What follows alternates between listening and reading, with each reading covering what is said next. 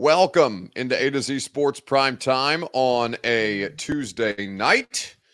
Sorry I missed you guys last night, but was in transit on the way back from Los Angeles, and happy to be back with you for another evening of Primetime Show. We are going to talk about the quarterback status. Ryan Tannehill is officially doubtful for this. Well, not officially doubtful. They won't have an official designation on it until Thursday, but Ryan Tannehill is at this point in doubt for Sunday's, or rather Saturday's game against the Houston Texans. You're going to hear the latest reporting on that. You're going to hear from Mike Vrabel about a situation that he is very involved with and discuss at length what this means for the tenability of the football team moving forward. Before we get started, need you guys to share this show on Facebook, YouTube, Twitter, and on Twitch. If you're hanging out on Twitter, please retweet the show in the bottom right-hand corner of your screen.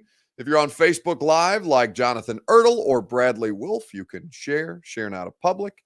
That's in the bottom left-hand corner of your screen. YouTube or Twitch, like B French or Trey Reed, you can like the video, subscribe to the channel if you haven't done so already. We would be grateful for you. In that case, we're grateful for all of you. And by the way, I see everybody wishing me a happy holidays. I hope you guys have a spectacular holiday situation as well. D Good says Buck needs a cut. What do you mean? I literally got a haircut 2 days ago. I've gotten 2 haircuts in a week before. In fact, I probably will this week. But I'm not spending a bunch of money on haircuts all the time. I pay $100 a month and I can get as many haircuts as I like. It's a great deal. Anyway, we're not here to talk about how good my hair looks. It does look good. We are here to talk about how bad your football team looks. No, that was mean. I'm sorry. We will go ahead and get this thing started. Welcome into A to Z Sports Prime Time on a Tuesday night, not a Sunday night. Got my days mixed up. Either way, I'm proud as always to be presented to you by our friends at the Ashton Real Estate Group of RE/MAX Advantage. GaryAshton.com. Your dream address without the stress is what the Ashton team offers to you. Trust the best team. The team that your favorite teams trust can all be found at GaryAshton.com. Of course, you know that Superbook Sports is your place to get in on the action this football season. No matter what sport you want to wager on, do so in the Superbook Sports app. TrueMav Fitness, a new way to work out, a better way to work out, can be found at TrueMav Fitness in the Gulch. Your first workout is free at TrueMavFitness.com. And Two Rivers Ford, where you go for the best car buying experience humanly possible. Two Rivers Ford in Mount Juliet or online at TwoRiversFord.com. So, as we look at the situation for the Tennessee Titans, and as we've talked about a lot of different things, obviously the news that has come out since last we spoke on Primetime, if you haven't listened to the radio show, between now and then, Ryan Tannehill is dealing with a significant injury. Now, Producer Reed, if we could put the Ryan Tannehill clip back in there that we used. I don't know if that's readily accessible, of him talking about his ankle. I don't know that maybe you'll correct me if I'm wrong. Did we not use the Ryan Tannehill clip from Sunday night talking about his ankle? Well, then don't worry about it. That is something that would be helpful, but I didn't think about it until just now. Not your fault. That's on me. Either way, Ryan Tannehill was asked about his ankle. In fact, I asked him about his ankle on Sunday night. I'm going to see if I can't put this in here with relative ease, or send it to Producer Reed to do so. If Reed, you might be able to throw me an assist here, that would be particularly helpful. But Ryan Tannehill talking about the ankle situation and kind of getting himself back in ready to go. It's not guaranteed. And if you looked at the injury report today is as bleak as it's ever looked. Trey Reed says, I say we just bite the bullet and let Malik have the rest of the season. Let Tannehill rest his ankle and hope for the best. By the best, I mean a good draft pick. So you're comfortable checking out for the rest of the season if it means a better draft pick as opposed to the postseason. And this is something we're going to talk about tomorrow, like what Titans fans should be rooting for, the idea of a better draft pick or the postseason. At this point, I do think that there's a legitimate question to be had. Caleb Hubman says Burks is back, though, full participant. Well, yes, that is positive. That is accurate. I would not, until he's officially back, let's not call him back just yet because he's still in concussion protocol, has not been cleared from the concussion protocol. Remember that Ben Jones was a full participant for a full week at practice and still did not play in the concussion protocol in the last game that he missed. By the way, Ben also listed again with a concussion, which is scary type of stuff. I think that for all intents and purposes, yes, you are a better football team with Treylon Burks in the lineup, but you can't lean on that entirely just yet. So let's start with your Two Rivers Ford take here on A to Z Sports Prime Time on Facebook, on YouTube, on Twitter, and on Twitch. We will discuss at length together. At this point, what percentage chance do you give Ryan Tannehill to play this weekend? You're going to hear from Tom Pelissero in just a moment, right after I remind you that A to Z Sports Prime Time is made possible by our friends at Two Rivers Ford. Two Rivers Ford 2023 model year Fords in stock on the lot right now. Two Rivers Ford will get you in a position to succeed just in time for the holidays with the fast, easy, and fun way that they put you in a good spot to purchase your next vehicle or just to go through the car buying process if you're considering your options. There's no better option than Two Rivers Ford. They always sell all new non-specialty Ford vehicles below MSRP. Their award-winning customer service and non-commissioned sales staff will make the process a breeze for you. Two Rivers Ford in Mount Juliet or online at tworiversford.com. So what percentage chance do you give Ryan Tannehill of playing on Saturday night? Because this soundbite from Tom Pelissero of the NFL Network very much puts his status in doubt at this point. Elsewhere, Ryan Tannehill's status for their game coming up this weekend also in doubt after he re-injured his right ankle this past weekend against the Chargers. Now, Tannehill gutted it out, got carted off, came back into the game. He is as tough as they come. If there's any way Tannehill can be on the field, he's going to be out there. But my understanding is this is an uphill battle for Ryan Tannehill to be ready this weekend, which means rookie Malik Willis, who got his first NFL start a couple months ago against the Texans, could end up starting against Houston again. Finally, So that is the situation for Ryan Tannehill right now. Obviously, Mike Vrabel talked about that earlier today. And given the situation for the Tennessee Titans, what's in their best interest at this point? What percentage chance do you give them? Joseph Marshall says 30. John Spain-Howard says 10. 5% says Karen O'Keefe. Trey Reed says 75%. But Tannehill would say 100. Juicy J Blaze, what kind of phony fans root for a better draft pick over making the playoffs? I don't care if they are fielding the Water Boy and Towel Boy in the postseason. Any team can win if they are in. And yeah, there's definitely a degree of truth to that, right? Like there's all kind of randomness that happens during the postseason. I think Ryan Tannehill's 3-interception game was more a product of randomness than it was an indictment of where the player was at the time. I do think that there is a degree of randomness in things like the Bengals making it to the Super Bowl, even though they are a good team and look like an even better team. There's no guarantee that as a better team they'll make the Super Bowl, right? It's always been the case for the playoffs. There is as much luck as anything involved in this. So yeah, I would on balance say fans of the team should root for the best possible success in that season. Now, organizationally, do I think it's in their best interest to make the playoffs as opposed to trying to get a better draft pick?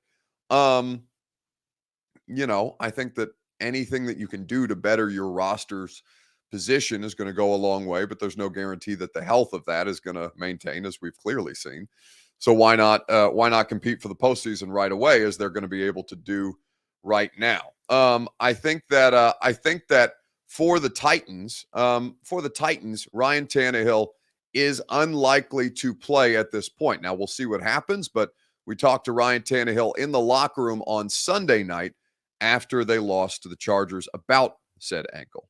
Yeah, I didn't think that was going to be the case, but they did some initial checks and told me it looked okay. It was in my hands, and just to see where I was at. So I was in a lot of pain, but was able to kind of get back out there and play. You think some people were surprised to see you? Like, what did people say when you came back out? Most of the time, guys get carted off.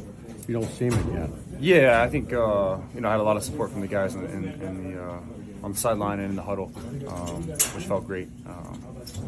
But ultimately, we wanted to go win that game. Obviously, you've been managing it for quite some time at this point. Was there anything different that, having that injury kind of pop back up that you had to do in this game, or has it just basically been the same thing? No, I mean, it was a lot different. You're not able to move the same way, obviously, but the past few weeks had been slow improvements, but improvements, and this one definitely hurt.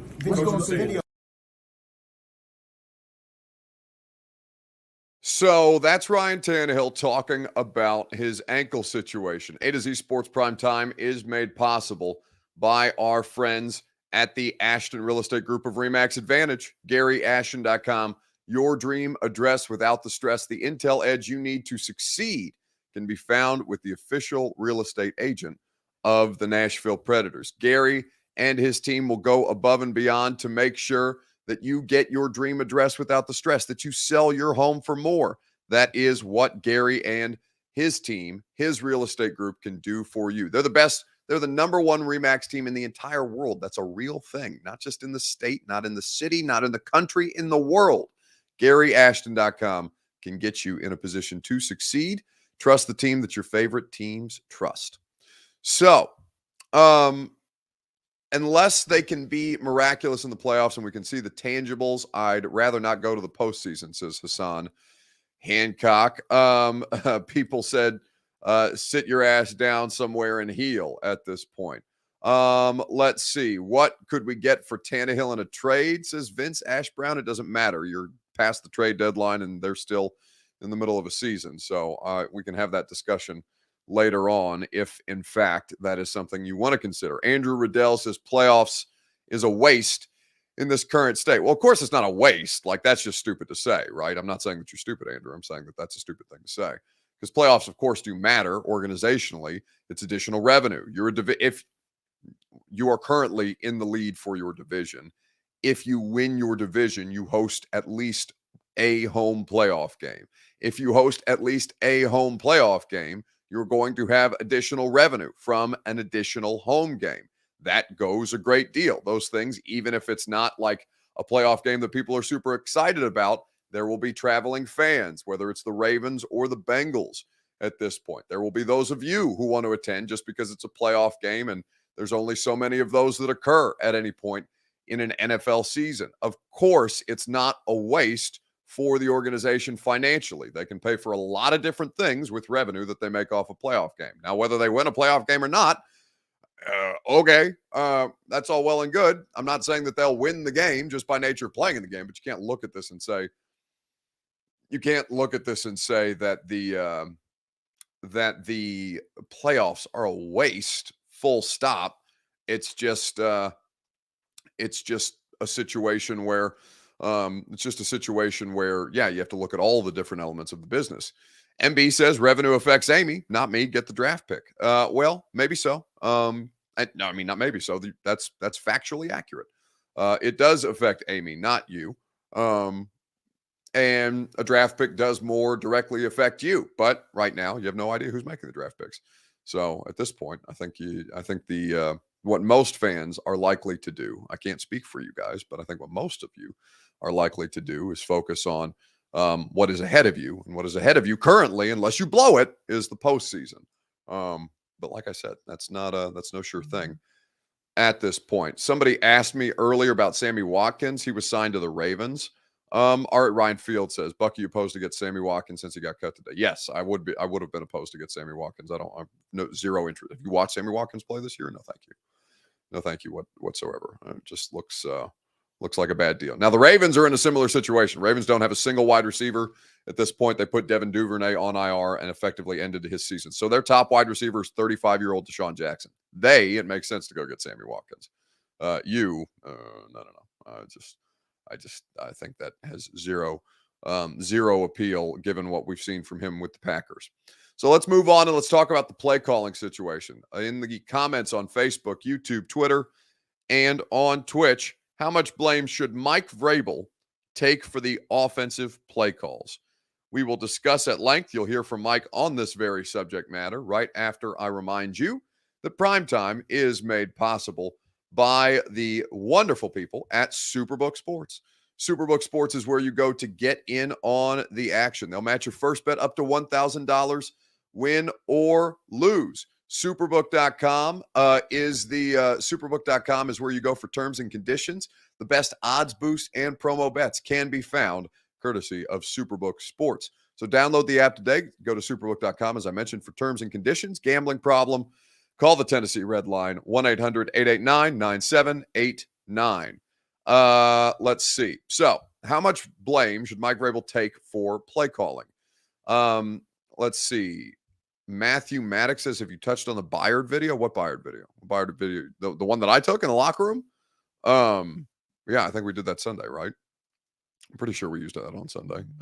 Although I did see that the Jags fans found that video today. It was getting a lot more traction today, given that Jaguars fans were pouncing on it and saying that Trevor Lawrence broke the Titans franchise, which he might have done. He might well do. It's still up in the air at this point, but he does have the ability to kind of, snap you over his knee a little bit. So if you're talking about the video that I took on Sunday, yes, we did address it and we did play it 2 days ago. But in the meantime, SCP says not much. Downing calls the plays. Let's see. He's covering for Todd as always, says Alan Lathrop. Mike Vrabel should take 50-50 blame. The other should be Todd Downing. William Young says 100% of the blame goes to Mike Vrabel because of his stubbornness. So when asked about the play calling situation today, Mike Vrabel gave a rather lengthy response. Mike, you said that you evaluate everything and everyone every week. So what's your evaluation of Todd Downing's play calling from yesterday? Probably like our entire team's effort, not good enough to win. I'm responsible for every call that goes in, whether it gets executed or, it's a good call or a bad call. You have to, look and see times we got into a flow and a rhythm. Just really, really always curious about play calling. I think that's, again, I've said it in all three phases. I think it's not overrated. That's not the question mark, is, making sure that everybody's on the same page, that we find ways to play the game, we were close, and there's just some times where we got into drives, another penalty, started to play drives off with penalties and getting in third and long. I thought that Malik was prepared and went in there, was probably the most comfortable that he's been. We didn't protect the quarterback again. Hit some runs there in the second half that I thought were good. Again, I guess when Hooper was wide open, it's a well executed play by Hooper and Ryan and the line. I think the execution and play calling, all goes hand in hand. That's what I think about the play calling.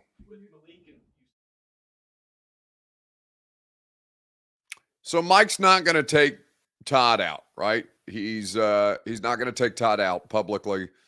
Maybe he has more strident words for Todd privately, but we're never going to get that, right?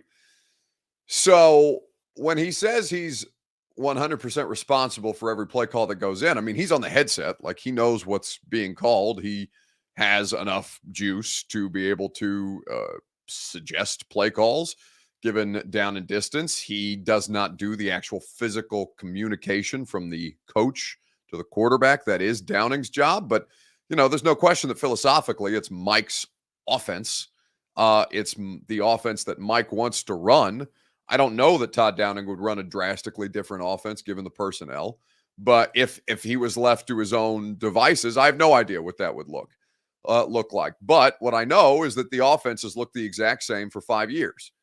I think that you're foolish if you don't think that's a Vrabel thing. Philosophically, with Derrick Henry on the roster, Mike Vrabel wants to play a certain style of football. They have had a tremendous amount of success with that certain style of football. They are having less success with that style of football right now. But what Mike believes at his core is that this gives them the best chance to win games. You would have a hard time arguing that, given now their ceiling in that offense can certainly be questioned and debated.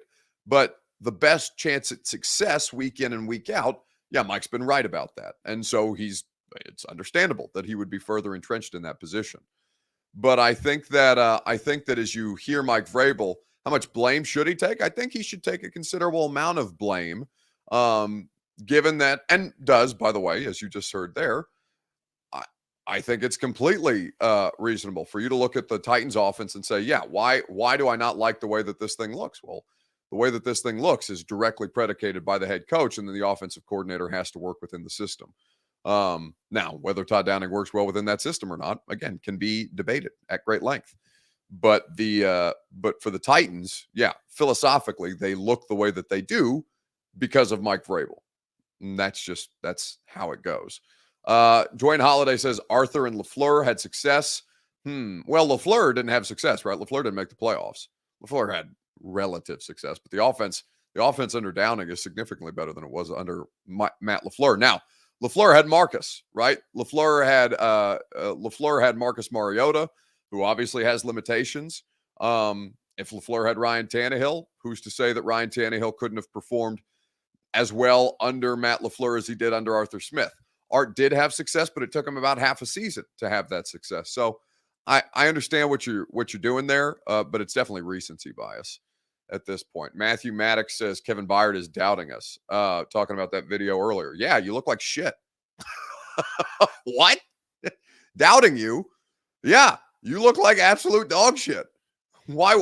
Who shouldn't doubt you right now? You've lost 4 straight. Doubting you? Doubting us, he says, as if he's more on the team than Kevin Byard. Yes, doubt.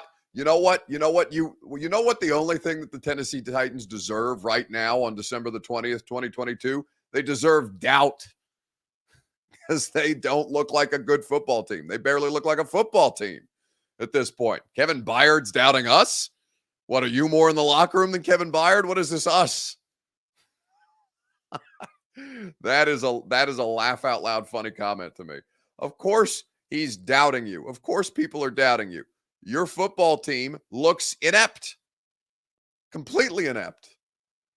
All the man is doing is being honest. Thank God. Thank God that he's got that honesty to him. I'd rather sit through a conversation with Byard like that than another one with Vrabel where he's looking around and saying, got to play better, coach better. Like, okay, yeah. Tough shit. It hasn't worked. Oof. Kevin Byard is doubting us. No, he's doubting his circumstance because he understands what's going on. He's more a part of it than you are. He's got a front row seat to this shit. Week in and week out. 4 in a row that they've dropped. The first time since Ken Wisenhunt. Well, Ken Wisenhunt wasn't the coach. Mike Mularkey was the coach, but that was the season that Wisenhunt got fired in 2015. But yeah, it's the worst football team that they have fielded since 2015. In 2015, you won 3 games.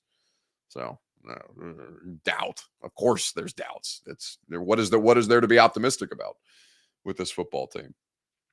Did Arthur Smith call plays? I'm out of the loop around the holidays. Well, it's got nothing. That's 2 years ago. What do you mean out of the loop around the holidays? Yes, Art called plays.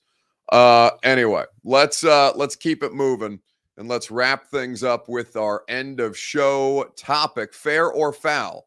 Bucks media interviewing Giovanni Bernard. Now, a lot of you guys want Titans media to ask more questions the way that you guys think that you would ask them.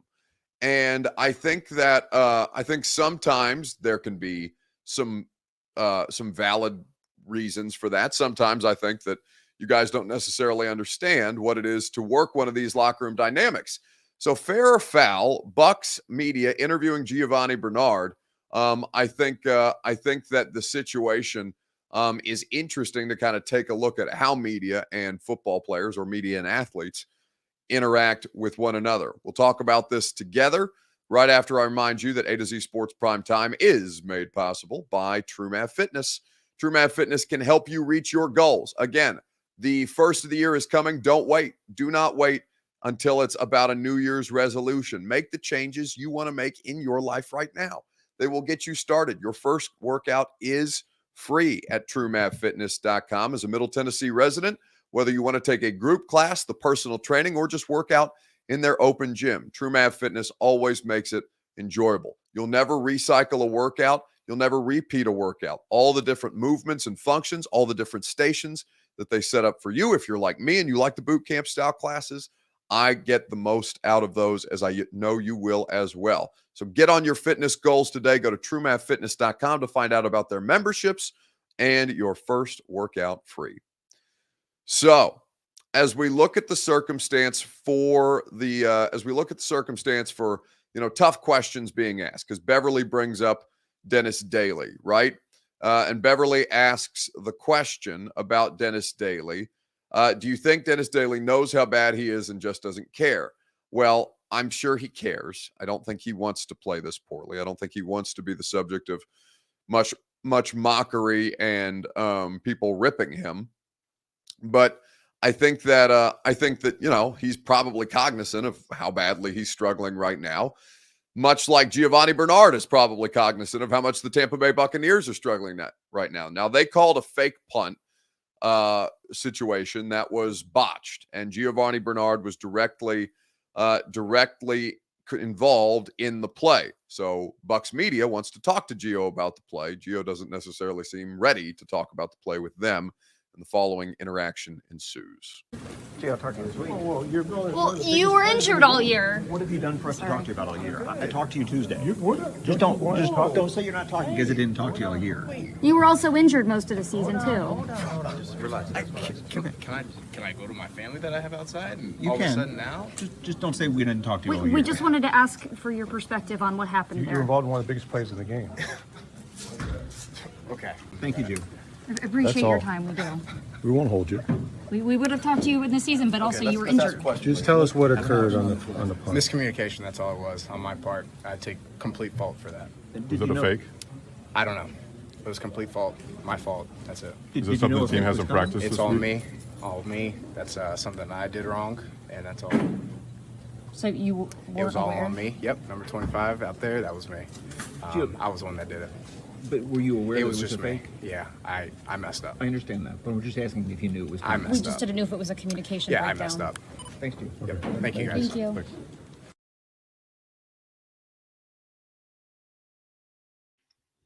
So yeah, sometimes those things can be awkward. Now, I don't necessarily agree with the approach by the media corps. I've been in those situations. But I do think that, Gio Bernard needs to do a better job in that spot of being willing to talk about it and not I get the reporter that I think ruined the interaction. Any potential chance for that to be a productive interaction is the person who said, well, what have you done all year for us to talk to you? That's messed up. You're trying to have a productive working relationship with these guys, and it's already combative, right? There's nothing good to them about talking to the media. I understand. There is zero benefit to them from talking to the media unless they have a cause that they're trying to get out or something that they're trying to promote or a charity that they're trying to bring awareness to. Like, it really does not benefit them at all. Now, I think that as far as the questions needing to be answered, I think that the athletes do need to be made available that way. We should have the opportunity to ask them those questions because you guys, I think, largely want to know about the most impactful plays in the game. I don't agree with the approach that they took there. I have done things that are cringy in, media settings like that before, so I'm not out here throwing stones without having botched a couple of interactions myself. Chris Harp says baiting for the hot take. Sad. Not baiting for anything. They're trying to get – it's not baiting for anything. See, this is the thing. Like, it's not I don't believe that at least the three voices that I heard in that clip who were with the Bucks media,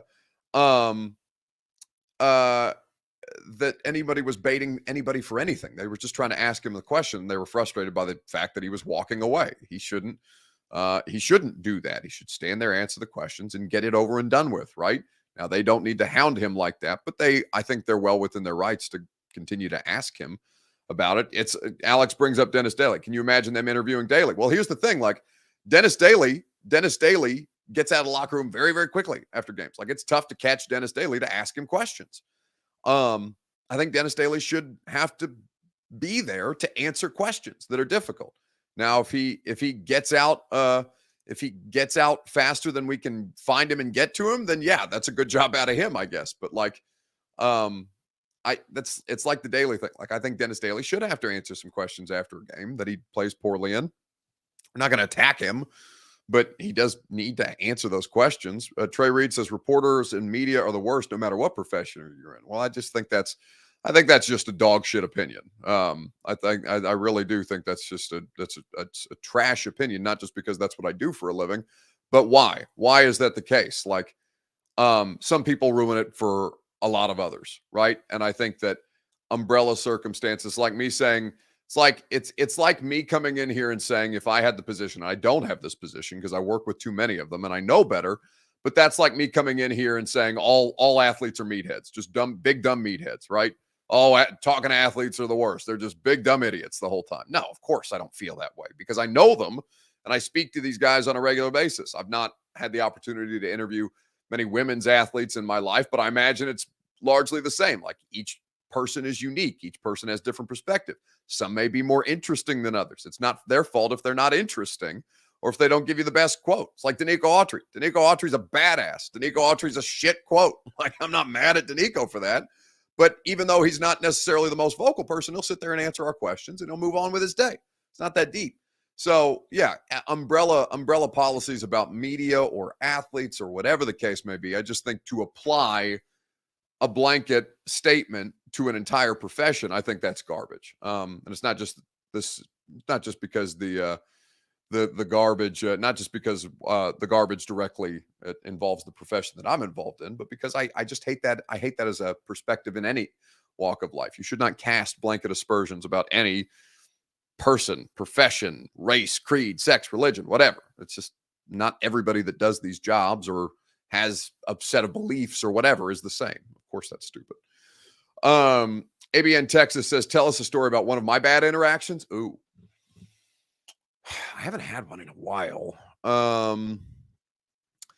Probably the most cringy interaction that I have had it's probably a Vrabel situation where I was asking Mike, this has been a couple of years ago, but I was asking Mike about injured players that were working out on the third field. So there's 3 football fields at the practice facility.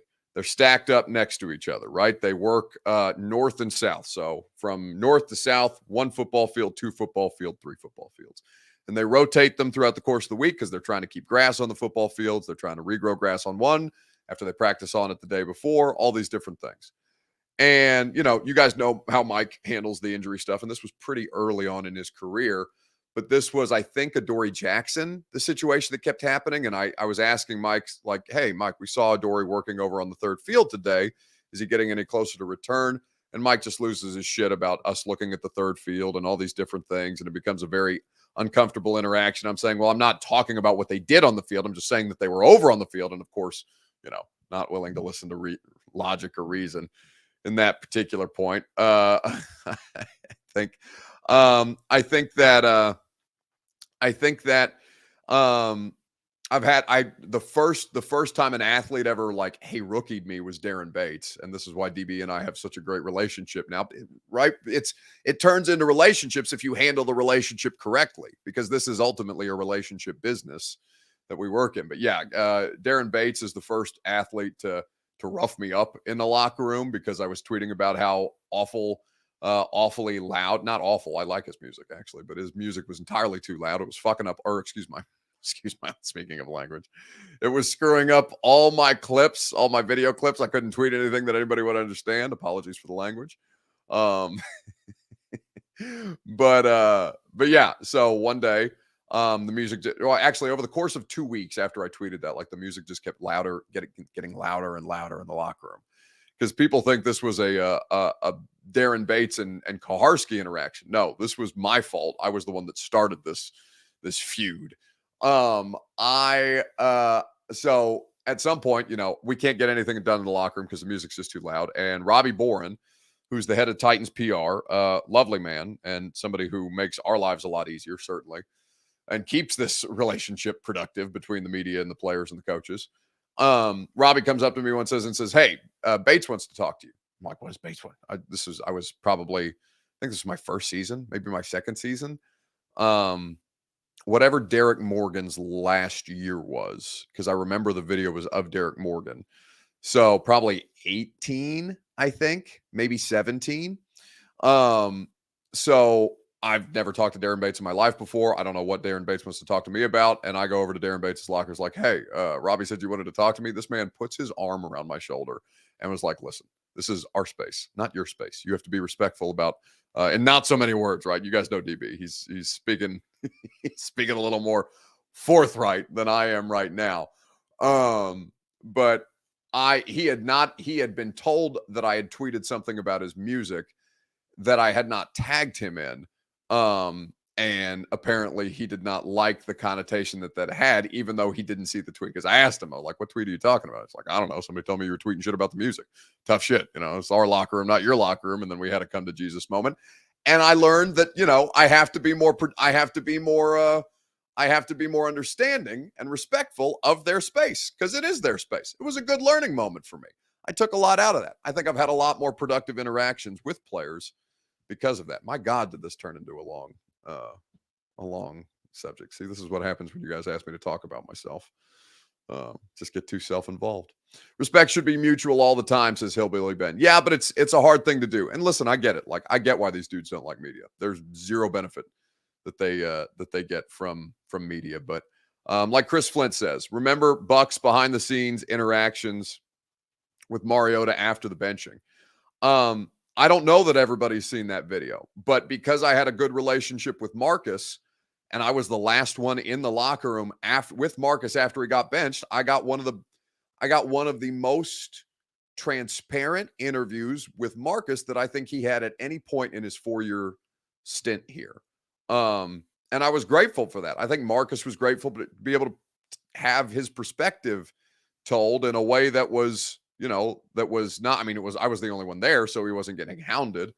But I do think that in those kind of moments, that kind of vulnerability and ability to have a conversation between athlete and media, I do think that is very productive for the fans who want, I think a lot of you guys, beyond just like playing, I think a lot of you guys want to get to know your favorite players better, right? And that's the only way that we can do it at this point, with the access that we have to us in the locker, or to them in the locker room. B-Friend says, "Buckeye will be at the game this weekend. Where are you at pregame?" I'm not going outside.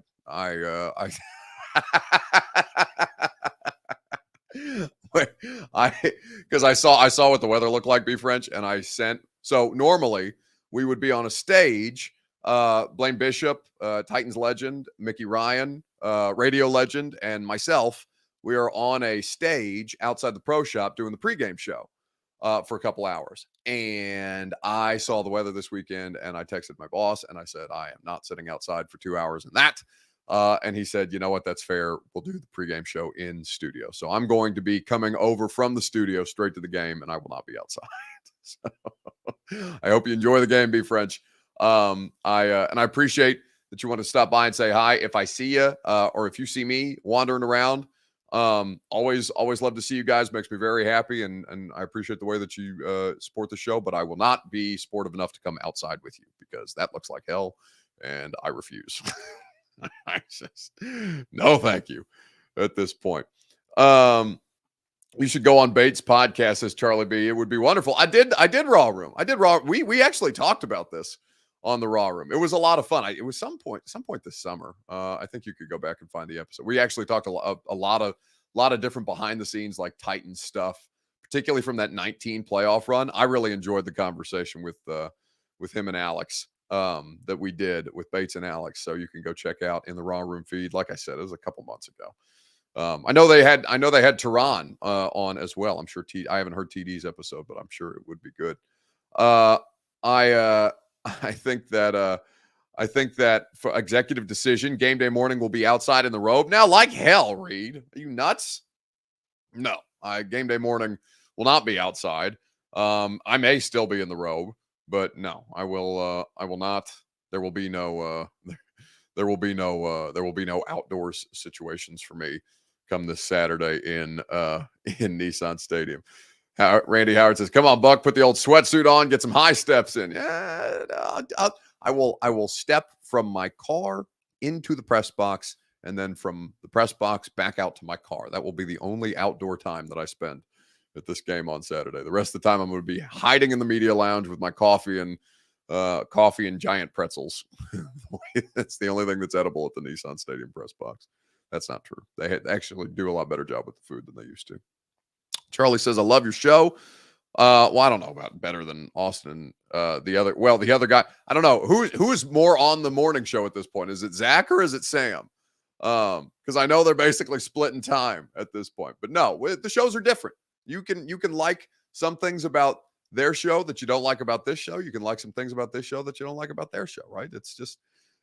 We like to offer you different things. And obviously there's a difference between two people talking amongst themselves and me just hanging out here with you guys for 45 minutes to an hour, chopping it up. It's a little better. It's just a better dynamic for me anyway. So at this point, that's going to do it for us this evening. We will have a great conversation with you on the radio show tomorrow. I think it's either going to be, excuse me, it's either going to be Roger McCreary on the radio show or Malik Willis. I asked for Malik. I don't know if they're going to give me Malik. They have to give me a player every week. They don't have to. They are decent enough to give me a player every week. I asked for Malik. They said, "Would you take Roger as a backup?" I said, "Yes, I would take Roger as a backup," because obviously that was a batshit crazy interception. Honestly, a part of me now wishes that I would have asked for McCreary and Kalu together, although it would be on the phone, and that would be kind of messy. Anyway, it's going to do it for us tonight. See you on the radio show tomorrow at 10. Enjoy the rest of your evening. Prime time, if I don't catch you tomorrow on the radio at 10 a.m., prime time gets started just after 8 o'clock. See you guys. Ain't no sunshine when she's gone. It ain't warm when she goes away. Ain't no sunshine when she's gone, and she's always gone too long. Anytime she goes away.